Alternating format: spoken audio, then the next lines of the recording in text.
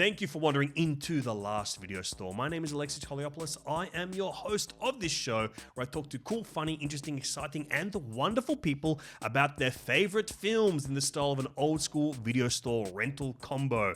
And on this episode, we are joined by Alison Wonderland. If you don't know who she is a huge EDM, electronic dance music artist. Their new album, Ghost World, comes out later this year. I've had a sneak peek of this album. It's a great name, I'll tell you that much. Related to one of my favorite films. I love Ghost World as well. But we have such a good conversation on this one, Em, that is... I'm talking to producer Em, by the way, here. Hello. I forgot that some people are just listening to this and not watching on the wonderful YouTube. I'm not Alison Wonderland. That'd be awesome if they just start the show so casually with like this huge guest. Talking about them in third person. I love talking about my guests in third person. This new album, Ghost World, like this is like quite beautiful, very cinematic. So I think that if you not really into that kind of music, I think that you'll get a lot out of it as a fan and listener of this show. It made me really excited to imagine a world where Alison Wonderland starts composing for films. Wow. We talk a lot about that in the podcast, but most of all, they have great taste. They get really nerdy talking about films with me here today. I had such a good time talking to Alison on this podcast. It's one of my favorite ones we've had they're all my favorites, but there's something about this. I hate to pick favorites, but I love to. No, you love to pick favorites. Everything is your favorite. I love things, but this is fucking awesome. This is such a good episode. We talk about some great movies. Most interesting to you, Em, as the horror head that you are, we do talk about Alison's husband, Ty West, director of Pearl, X, House of the Devil. We talk about being introduced to horror by someone you love. So cool. So this is a very, very cool episode to get those kind of insights. Dying to get into it. The album will come out later in the year. It's called Ghost World. I loved it. It's really, really cool. Alison's such a pleasure to talk to on this podcast. And they're also, they're of the European extraction, grew up in Sydney, so we get into talking to a lot of old school stuff very quickly on this episode. We got along so well. But this is such a fun episode. Let's get into our chat with Alison Wonderland.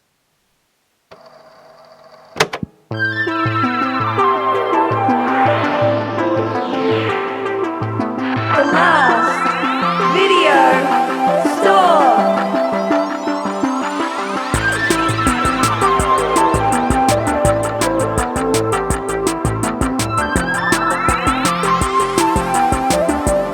Wog Life. I'm glad we can celebrate Wog Life together. We talk about it all the time, and my mom is so happy I have like a Wog Life friend in the States. See, that's so good. Yeah. Someone that knows like what it's like to be you is the way I always describe something like that. Where they know the feelings that I have. They what know it's like to be me. when my mom's acting a certain way, they're like, oh yeah, I get it, because my mom's like that. It's just like That's so funny. Yeah. Well, the way we usually kind of kick things off is like I'll ask you about any video store memories. Oh, so let's start there. Do you have any like video store memories? Yeah, I do. I mean, I used to go into the video store. We had a really, really cool local one. There was a Blockbuster, but then we had like the local side one. What was the local side one? I don't even remember what it was called, but it was next to a pet store, and it was in like the not cool street in the area I was in. You know?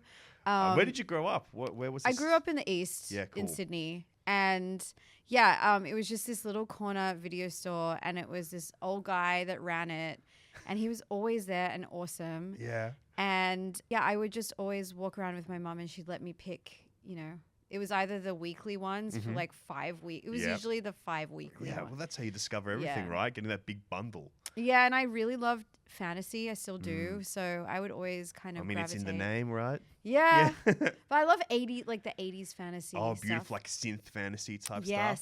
Yes.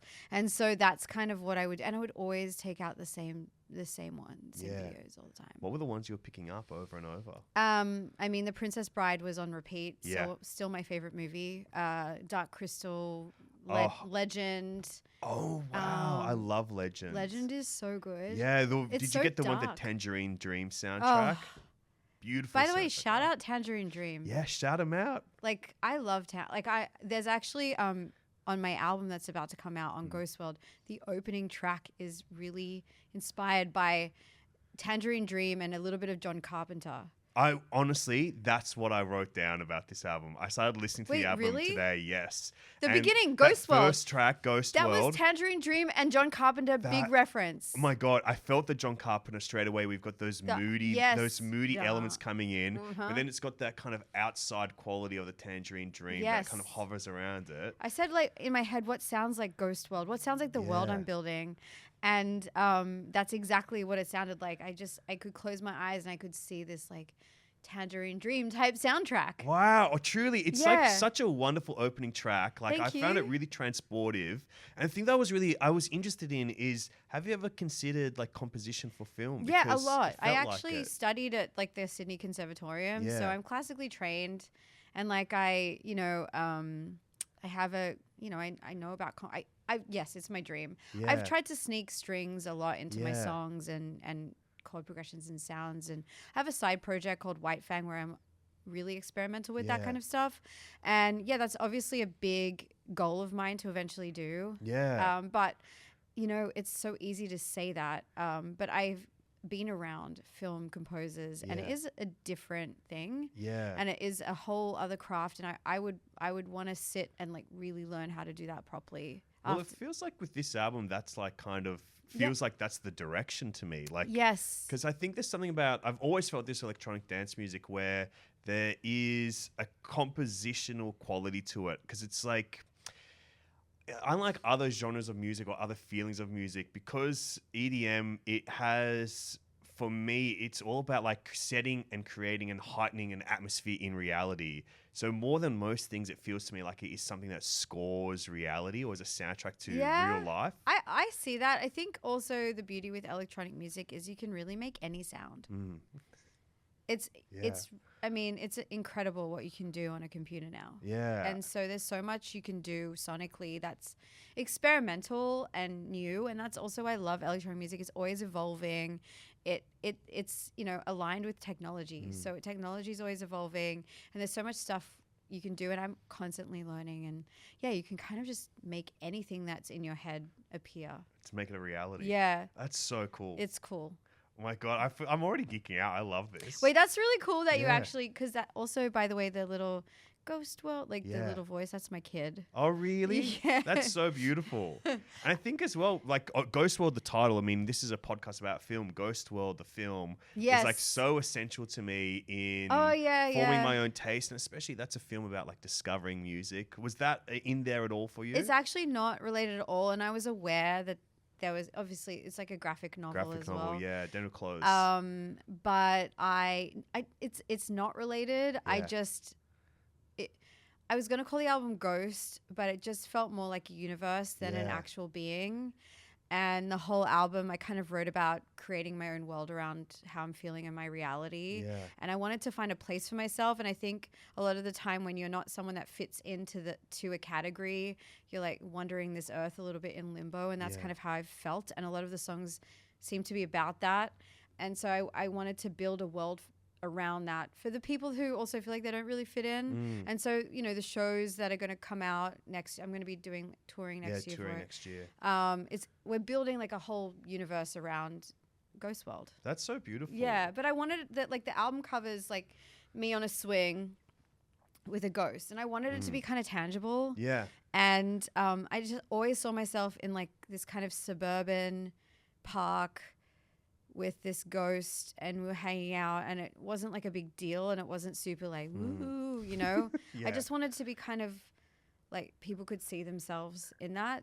Can you talk about, I guess, communicating that sonically to an audience? I mean, I think lyrically is probably where I'm the communication is the strongest for this message. A lot of my lyrics on the album are about, where do I fit in? And I felt like that for a while. And, there are times where as an artist, you just kind of get so in your own head and you're constantly overanalyzing yourself. And I can't superficially evolve. Like I have to do it when it feels real. So it was just kind of like, where do I go from here? And like, does anyone care? And it gets you a little bit depressed, especially when you've had such high highs. Yeah. And And when you're an artist, things they come in waves. So it's always like high highs and then this and then. Well, for me, it's been like this and then a dip and then back up and a dip. And so when you're in the dip, it's difficult. It's a bit of a weird vibe. It's a time of introspection, right? Yeah.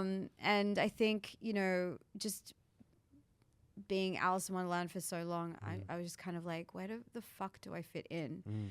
And I felt like that always. I've never been part of a clique.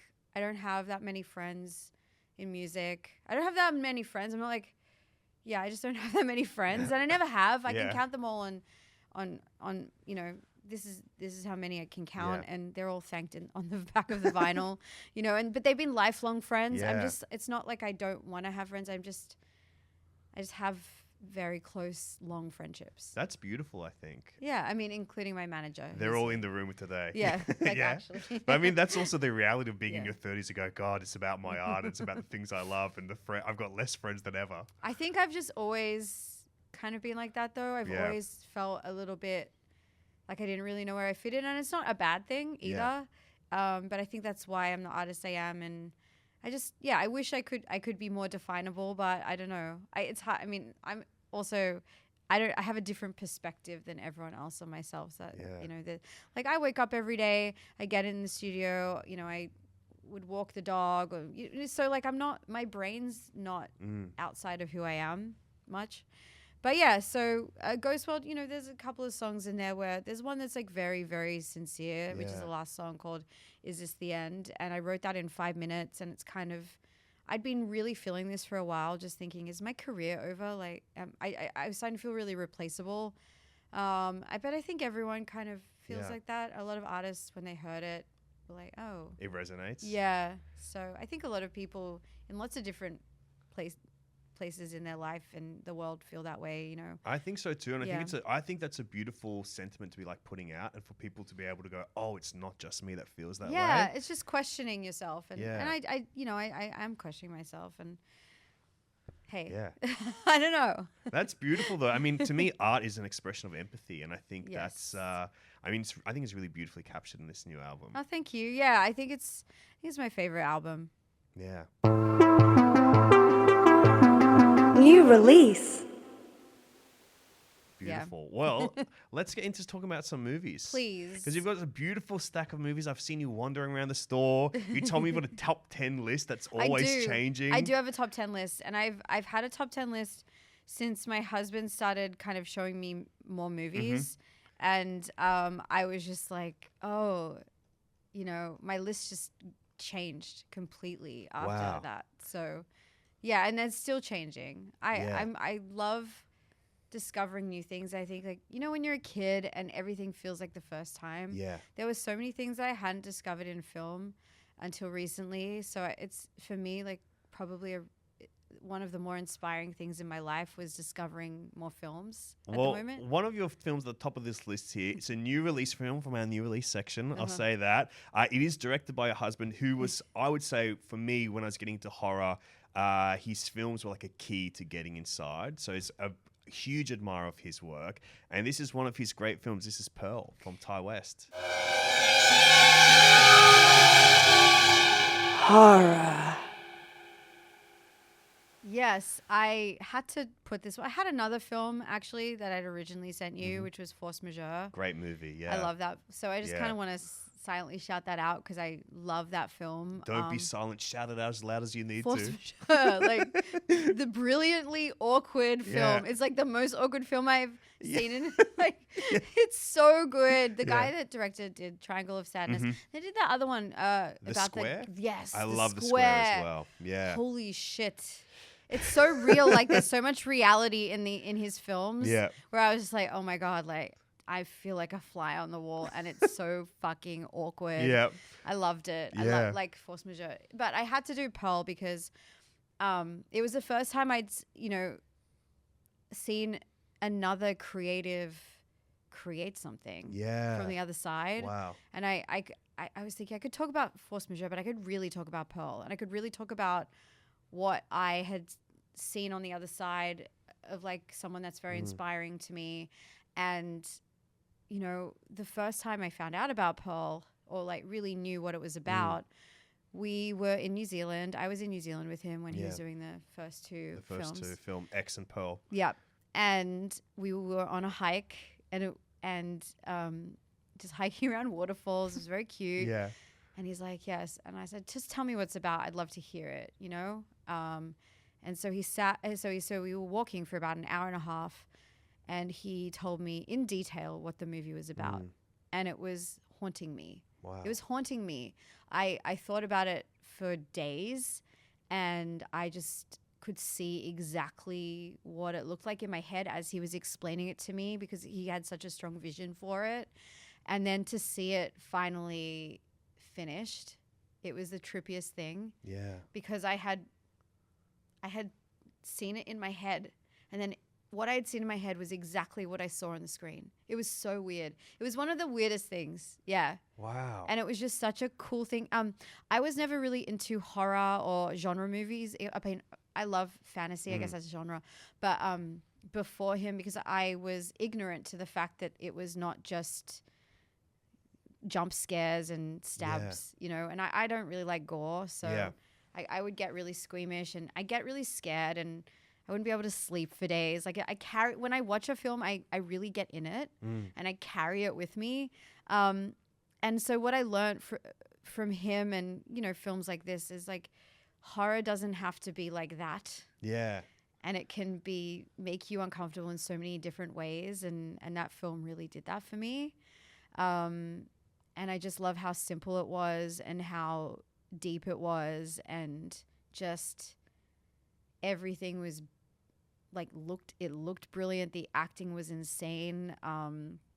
He edited, wrote, directed. I was just, you know, and to see someone do that, and as a creative who makes albums, I was like, why the fuck do I ever complain making an album? When I'm looking at someone making a movie, it's like 1,000 times more complicated, because there's so many different moving parts than just the soundtrack or you know. So that was really interesting to me, but it really did open my mind in terms of wanting to watch other types of movies. So what Pearl did for me is it got me into horror. Yeah. Wow. And really open to it. And then Ty would show me things, you know, this is what we do at home. Like, he cooks dinner. He's an amazing cook. And then we watch a movie. Yeah. And he'll always show me a movie I've never seen. And I got really, really into kind of more nothing. I'm really not. Nothing that'll make you too squeamish. I can't do the in-your-face stabby stuff. I don't even know what that's even called. Just like Precursor, I'm such a noob with terms. Yeah. But like for example, the horror movie that really stood out for me after I became open to like when I think you I started can do that this. journey, was Wicker Man, the 70s version. Oh, wonderful movie. And one of the rare examples of like a horror musical. Yeah, it's crazy. Yeah. It was the first time my eyes were like, my eyes was so busy with things on the screen. I don't know. But that is still in my top 10 for sure.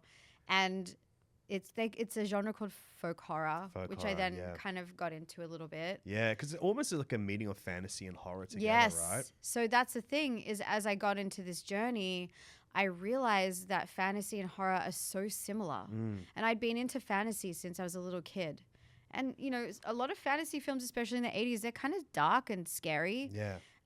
And I never really realized that. But then when I watched things like Nightmare on Elm Street or Candyman. Oh, I love Candyman. Like, it felt almost like a crossover with fantasy, or it is. Yeah. And I realized how similar things, like the Freddy Krueger stuff, like it's fantasy. Yeah, exactly. I mean, like, he's like the proper boogeyman, you know? Like the bad guy that lives in your dreams. That's fantasy, right? Yeah, and I realized how much of a crossover my favorite genre had with horror and some horror. Yeah. But I felt like, you know, going back to Pearl, for me, it was just such a dream-like looking movie. It's more like surrealist melodrama than it is horror as well. It's such a beautiful, like, you know, patchwork of different genres coming together for me. It's crazy. And I just, you know, I didn't know anything about my husband when we started dating, to be honest. because I wasn't. I mean, that's what dating's about, right? And he didn't know anything about me. I think Yeah. that's why we started dating. Yeah. But you know, seeing someone's mind that you love, like really just become a reality, like, you know, materialize into something that is real, even though you know they've had that in their head, is just like so cool.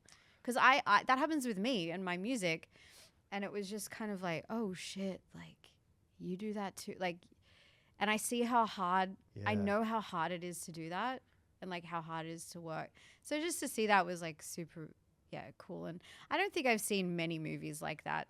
Yeah, there's not many movies like that. Yeah. What's the journey been like with you two as artists sharing each other's work with each other? It's amazing because he's not into, you know, EDM. And I was not really aware of everything. Like, honestly, I hadn't seen anything that he'd made until we started dating. And then I thought, okay, maybe I'll watch one of his movies. Yeah. And I watched House of the Devil. Wow. But I was high on shrooms. Yeah, I reckon to me that's one of the scariest movies ever. I can't imagine watching it high on shrooms. I was not prepared. But he had texted me and said, I know you're not. This is also before I got into actually watching a bunch of movies. But he said, you know, he told me that the parts where I should look away. Yep. He's like, if a man's walking toward a girl in a car, just close your eyes. Yep. And so I'm sitting there with my dog and I'm like really high on shrooms. I'm like, got her in front of my face like this. But yeah, it was really cool. I love the scene where she's got the headphones on. But yeah, so, you know, it's cool because the one thing I think about us both being people who are really serious about their art, and that's like their biggest passion, is I understand him and he understands me. If I have to lock myself in the studio for a while, he's like, get it, I get it. Yeah. And if he has to go away and write and, you know, give me a kiss goodnight and that's all for a little bit, I don't care. Like I just want him to just be so immersed in his work. And like, you know, for him, it's interesting to see our creative processes. They're very different. He's very immersed when he's writing or like working on something. He's very immersed and he doesn't get out of that zone while he's working on a film or writing. Yeah. So he's like constantly in that zone. Whereas if I'm out of the studio, I have to zone out. Yeah. Disconnect. Yes. Yeah. I can't listen to music. I have to just I'm out of the studio.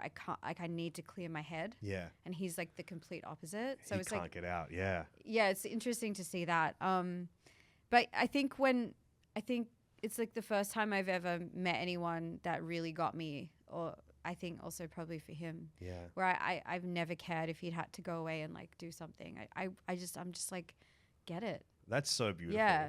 Far out. Yeah, it's really cool. I'm very grateful. Well, I'm very grateful for you sharing all that because that's so cool. Yeah. Well, let's get on to some of your other movies as well. That is Pearl. Beautiful movie, beautifully spoken about as well. I mean, I had to. Because, you had to do it. But it also truly, like, thank you for opening up my love for you know, more unique movies. Oh my God, you know, another one that I thought about was like the Cronenberg stuff. Oh, it got me into guy. Wow. Because then I also that's quite a journey to be sent on. Like the Videodrome. Yeah, I love Videodrome. And like The Fly. Yeah. Like that was also almost fantasy for me. Yeah. And I know like maybe it's funny talking to me because I don't have like a huge film background, but I'm coming from it with such like a fresh brain that I was like, oh my God, like this is insane. Like I loved those, like all of his movies. Oh my God. See, you're a perfect guest for this show. Am I? Yes, because it's all about the passion and the excitement of film. Yeah, so this is what we want. I just love art and I love when it feels like real and like I love when my brain feels fed. Yeah. You know? Yeah. So yeah. Beautiful. Weekly. But we'll go talk about some of your other movies. Let's go to our adventure section because you picked up, I think, one of the most beautiful adventure fantasy movies. A film very near and dear to my heart as well. You've picked up The Princess Bride. Yes.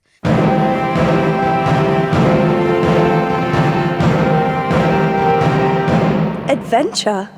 That is my absolute favorite film of all time. I mean, it's a great favorite movie. This is my comfort movie. Oh my gosh. I can't, I mean, and like... Well, it's a great comfort movie because it literally starts with a little boy sick in bed.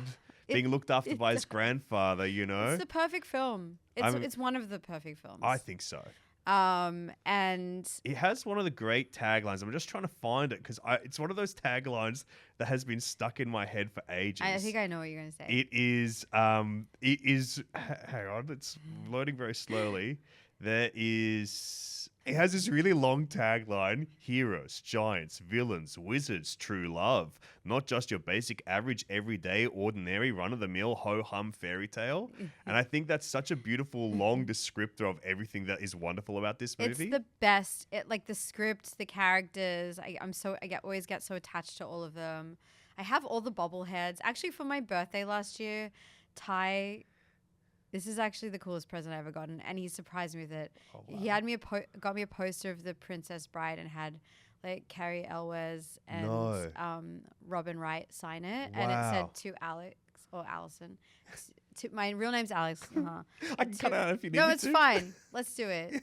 We're being real. We're being real said, here. But he wrote "As You Wish." Oh, that's so beautiful. And I was like, I think I cried harder than I've ever cried when I saw that. So yeah, that's in my studio. But I have all the bobbleheads and you're surrounded by this movie. It gives you comfort even it when you're not does. It watching does make me really happy, and I Yeah. usually force people to watch it, you know.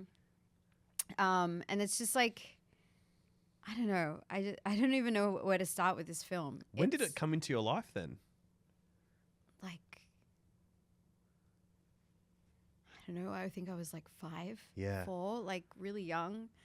And it was one where I was at the video store and I picked it out and I just was like, I want to be her. Yeah. So I want to be Princess Buttercup. Like, I just want to be her. I thought she was the prettiest woman I've ever seen, and he was like the most it was just like this thing. And I loved like Inigo Montoya, and he had his own little journey. Yeah. And then, you know, the older I got, the more I read about the movie and realized the depth to it, and you know, I learned about the director, and I learned about like the writing and how it was, and you know, everything. And it just, I don't know, it's just such a, I think people that get it. Also, Mark Knopfler did the soundtrack. Great soundtrack as well, I right? have it on vinyl. Really? On vinyl? Yeah. What's it like to listen to the soundtrack to this movie or the score to this movie without the film? I mean, Does it's it very take you there? guitar-y. Yeah. There's, you know, like the guitar, and it's like very just synth and guitar. Yeah. It's cool. I mean, I'll close my eyes. I know exactly what scene's what.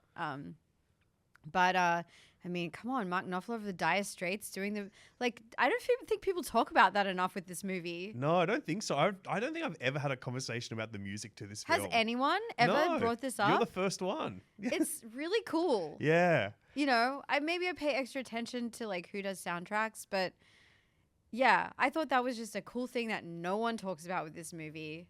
You know, Yeah. But the cast is crazy. It's like Billy Crystal, like Andre the Giant. Like, I mean, I can't think of a better cast. It's I love your life journey with this film because I think it's like the perfect film to have that journey with, because when you're a kid, it's like, you know, it's the fantasy of it all. It's like exploring this world through this little boy's eyes as told by his uncle. Then you go into that world. Yes. And it feels like a great version of all the storybooks that you've read Oh my gosh. have had read to you. But then it's the and kind like of movie where he's like, this isn't a kissing book, is it? Yeah. And you're just like, I also don't want to watch a kissing book. I get it. And it's like, it's beautiful the way that it allows you to think this movie's fighting against that, or this story's fighting against that kind of thing. But then it has the way it embraces it. It allows someone like a kid that doesn't want that kind of movie to fully be swept up by it and embrace it by the end. Because you also feel the same way, like when the eels come and he starts freaking out and he's like, oh, this is getting too scary. Yeah. And that's how I was feeling when I was watching it, you know? And I think as well, it rewards you coming back, this film. Because you learn more, as you experience more of life, this is a film that can reflect those. It's so funny, and it's like really just about like persevering in life. Yeah. And I just love the film. I love everything about it. I love how funny it is, yet still just so sincere. And there's this big adventure, and I mean, you know what's funnier is my entire childhood every time I would watch it, I would be so shocked when Dread Pirate Roberts took his hat, and I'm like, it's Wesley. Like I don't know why I didn't realize it was him, and I kept getting tricked about it. Yeah. Probably because I was a stupid baby. I don't know.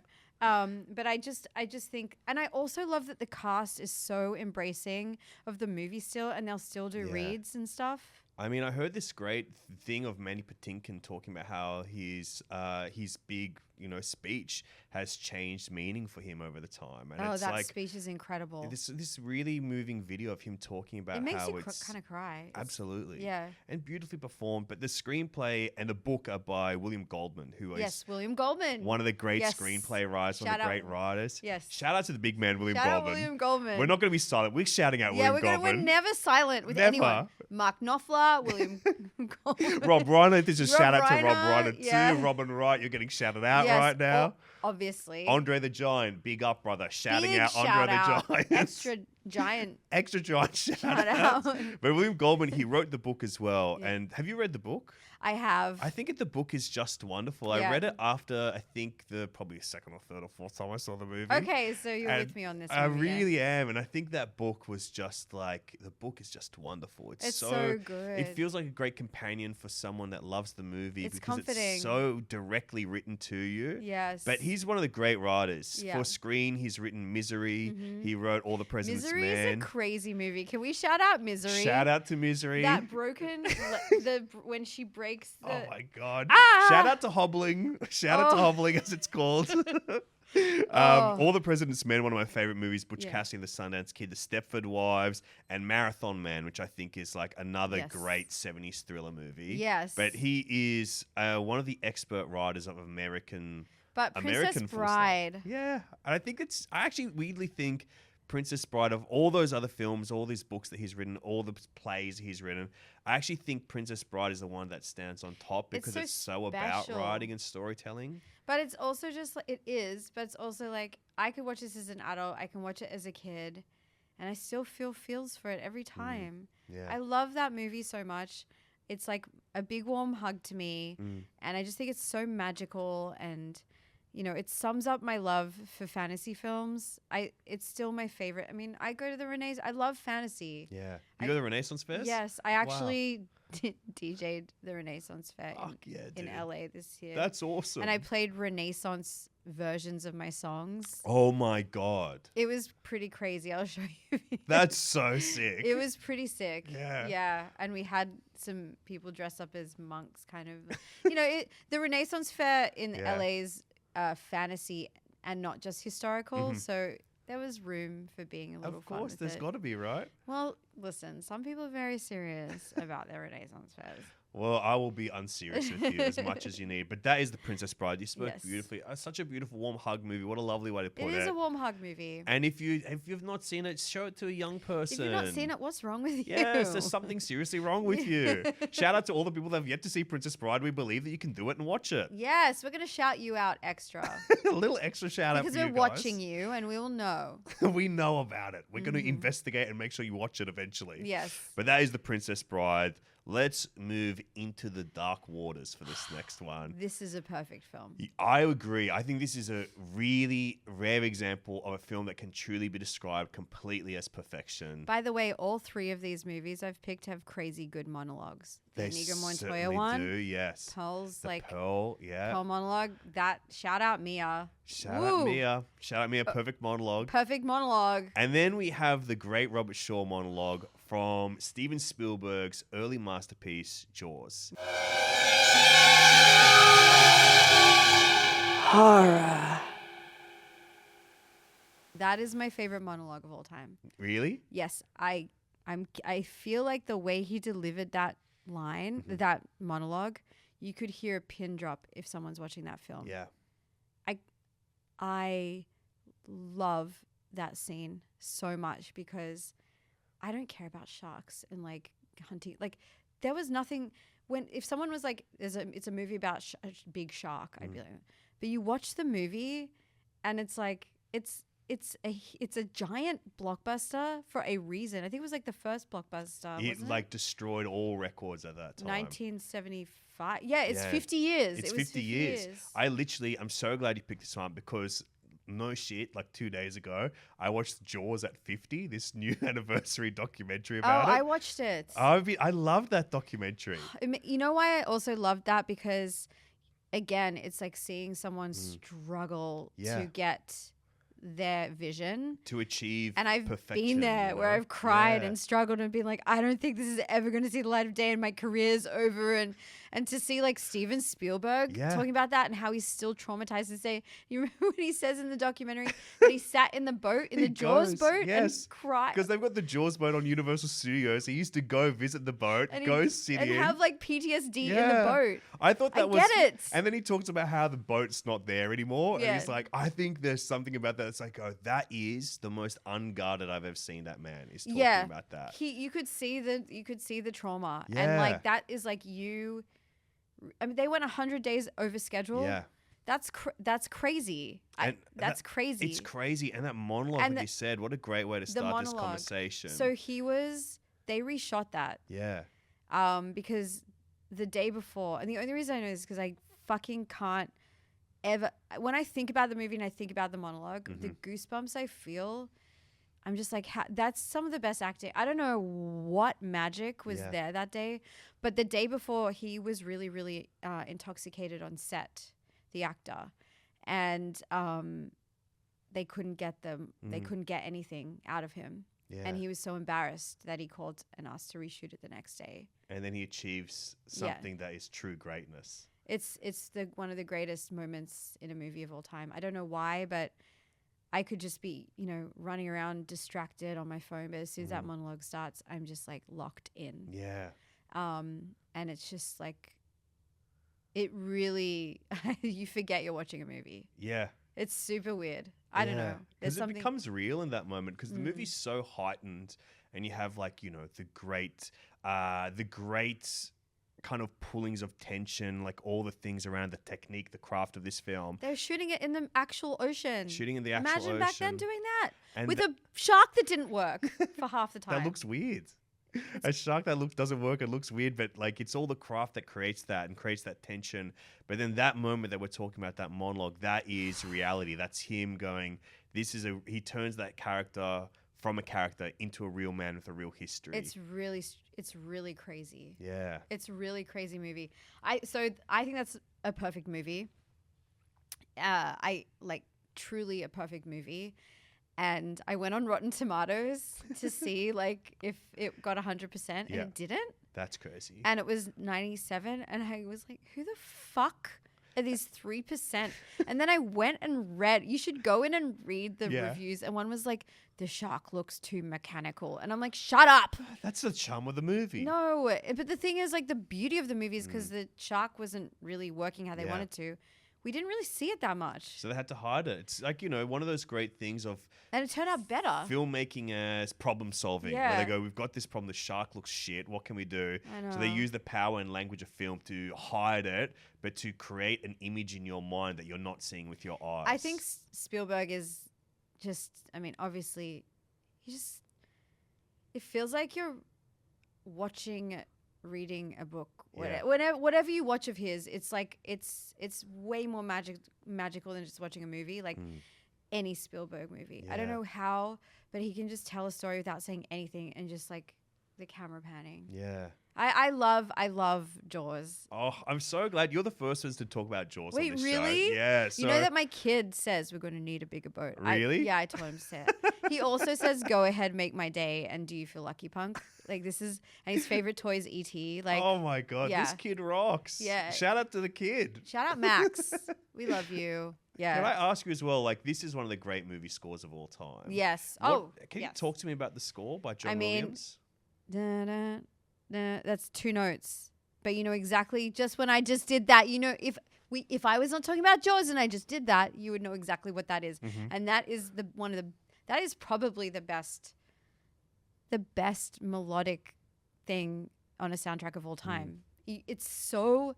Apart from Psycho, I think Psycho also. But I think that's part of the lineage, right? Yeah. Like I think you get from Psycho, you get to here. Yeah. And that's part of the lineage of, I guess, like horror scores creating It's so something minimal, within you. but it's like you know when something's coming, and I think this is like the perfect example of a soundtrack meeting the film equally at the same level.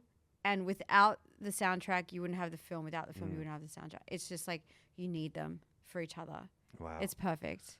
Wow. Shout out. Shout out John Williams. Shout out Jaws.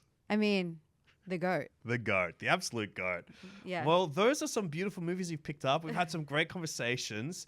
And I'll be honest, I think through our conversations, what I want to stuff pick and give you a recommendation for is changed over time. Okay. And I think that has rarely happened. So I'm actually going to take a moment to recalibrate as well. I'm going to take a Okay. moment to recalibrate Yeah. because I've been thinking about a couple of movies. I think I'm going to give you Okay. 2 movies I'm excited. because I think especially when you were talking about fantasy, something really captured me. And then Okay. the idea of folk horror, which is a blending of fantasy and horror, and that you're kind of exploring those things. There's a couple of movies that I think lean more on the fantastical side than the horror side, but probably 2 of the greatest examples of like Australian folk horror or folklore kind of fantasy movies. I only remember the name of one of them though. Wait, this is so cool. Yeah, I'm doing this. I very rarely do this on the fly. This is, but you've inspired me here today. You have inspired me here today. I'm just so scared someone's going to be like, shit, I don't know. I mean, who knows? I love Hopefully- film. Just know I love film so much. Like, I have fully a top 10 list. Well, Psycho's in there too. My top. Psycho's got to be in there, right? I mean, because you think it's one thing and then it's a completely different thing. Halfway through, not even halfway through the movie. Yeah, I mean, that's why I always think about Psycho. It's one of the great reveals. Okay, here we go. There's 2, and one of them is even more apropos than I originally thought, that I think could be really fun. Staff pick. Okay, so I've recalibrated. I'm here for you right now. I'm back in the zone. Okay. I left to an astral plane, explored movies again, and I've come back with some beautiful gifts for you. Okay. And so I've been exploring the idea of Australian folk horror for a little bit of time because I think there's something about it in kind of re-examining these Australian films that deal with those kind of fantastical feelings. And these 2 are probably more in the vein of folkloric exploration rather than folk horror. Okay. But there's a fantastic element to them. The first one that came to mind is, I think, one of the great Australian movies. It is called The Last Wave by Peter Weir.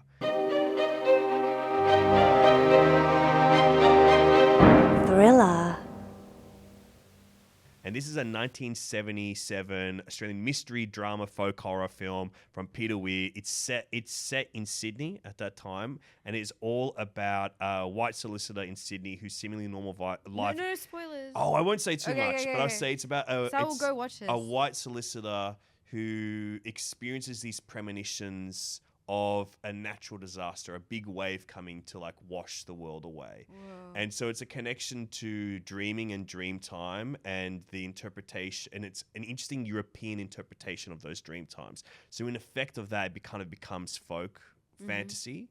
And it stars also David Gulpilil, one of the great Australian artists of all time, great dancer, great actor, one of the all-time GOATs. He's a legend.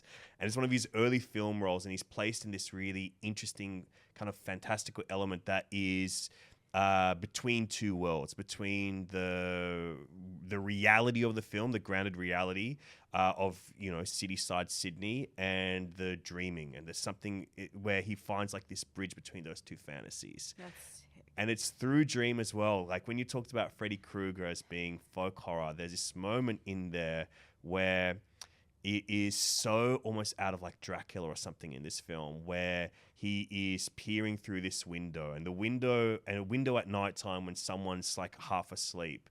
And I think those window scenes in the idea of like folk fantasy, it's a window in darkness, a window at night, a window is a kind of a portal between our world and supernatural or paranormal worlds. I think this film captures it in a way like I've never seen before. I'm so excited. So that is The Last Wave. Okay. That is The Last Wave. That one came to mind This straight is away. sick. Okay. Peter Weir, one of the greatest all-time filmmakers. It's a beautiful film by him. It also has a great score by Charles Wayne as well, like a little bit of synthetic soundtrack. I think it's very cool. But then the other film is one I've only seen once, but it's another great Australian folk horror movie, and it's called Alison's Birthday. Horror. Have you heard of this movie? No. It's from 1981. Ian Collan directed it. During a Ouija board session with her teenage That's friends, too scary. 16-year-old Alison gets a message from beyond the grave not to go home for her birthday party 3 years later. And to me, it's almost got like elements of... That's this already kind giving of- me. I think it's wickedly fun. It's kind of like got a bit of a satanic panic around it and stuff, Okay. but it's in that kind of folklore Yeah, space, that folk sick. horror space.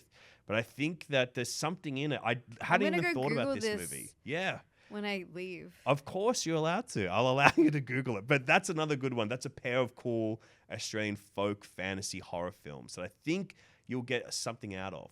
That's sick. Wait, what's your favorite, vampire movie? Because I was just, when you were talking about it, I was Yeah. like, I need to know. I'm a big vampire guy. My Okay. favorite vampire Top three, movies. top three. Oh, good Lord. Count any Draculas out. I love almost every Dracula movie. Uh-huh. Count all those out. Outside of those, there's these two from 95 called, one's called Habit, one's called Addiction. And they have the same plot summary or, same kind of description, which are both about using the vampire allegory to talk about drugs, Whoa. but in New York City. But they're two extremely different movies. And for that reason, I go, I love both of those. The Addiction and Habit. And then the other one I probably love so much, I love Martin, which is the 70s George Romero, the guy that did Land of the Dead and like all the Living Dead movies. So those are mine. What about yours? Favorite vampire movies before we wrap up? Bram's the Coppola Yeah, one. I love like that it's one. so cool and sexy, and Absolutely. you see from everyone's point of view. I just Yes. love that movie. Lost Boys. I adore Lost Boys. Is it like Cold Chisel on the soundtrack? I or think it is. There's like all that kind of cool new wavy. But I feel rock like there's music. just something. Can you? I'm check- looking up right fact now. check that? I'm gonna 'Cause fact check it up. I remember, and also who can forget Sexy Sax Man on the beach Oh, you can never forget the sexy sax man. and Corey Feldman. Corey Feldman. Oh, soundtrack Lost Boys. Several songs. In Excess and Jimmy Barnes. Good Times. Okay, yeah. So Yeah. Jimmy Barnes and In Excess. Yeah. Yeah. It was. I remember being like, "Whoa, Jimmy."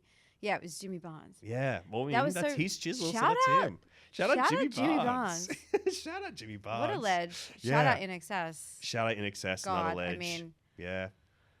I don't know. Oh, what's that one?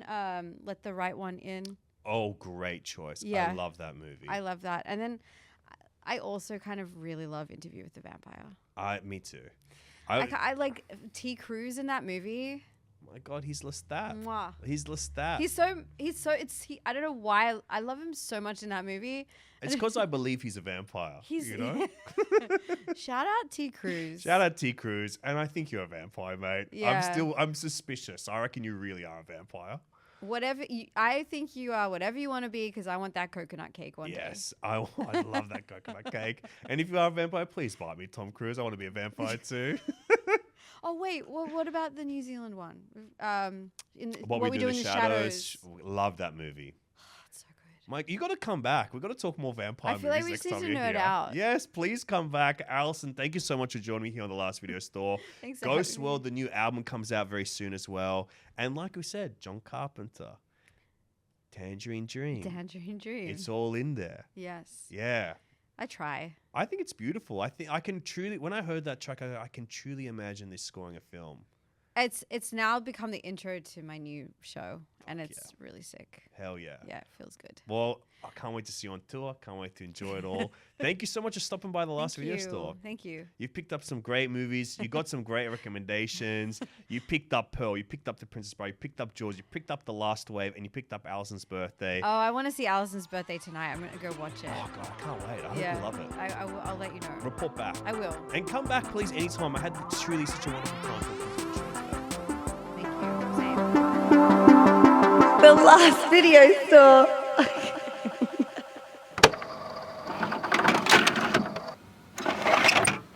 So that was my chat with Alison Wonderland. What a sick fucking episode this was. I had such a good time talking to her. She picked up new release Pearl. She picked up The Princess Bride. She picked up Jaws for its 50th freaking anniversary. And what a great chat that was. And then on the fly, I recommended her some films I thought she would really love.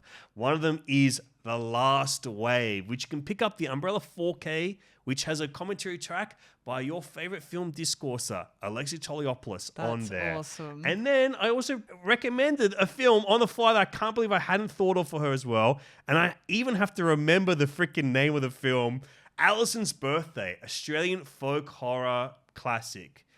Huge recommendation, but perfect recommendation for Alison Wonderland because their name derives from the same thing. Thank you for listening. Thank you for watching. We're on YouTube if you listen to us, but now you can see our beautiful new set over on YouTube, so hit it up over there. The other thing I'd like to say is the day after Halloween, November the 1st, I'm screening a new film at the Opera House, Bram Stoker's Dracula by Francis Ford Coppola. Please come see that. It's a new movie club. Heaps of like-minded people will be there. We're going to watch the movie. We're going to talk afterwards with you, the audience, all about it. I'll be there. You will be there. Yep, me and half my family.